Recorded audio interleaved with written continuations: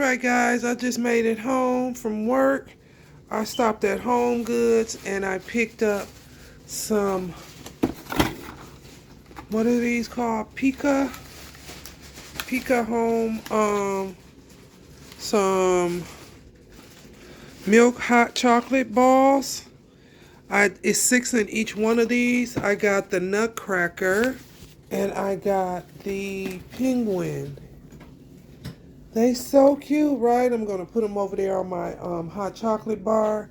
He wanted these Santa Claus air mail delivery from the North Pole salted shell peanuts.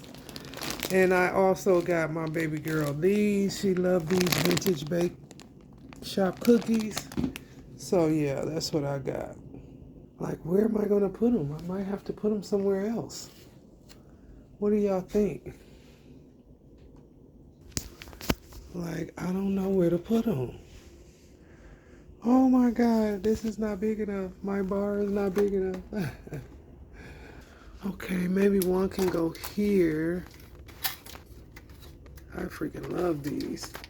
One can go there. Okay, so I put one behind the T's. One behind the T's and one over here.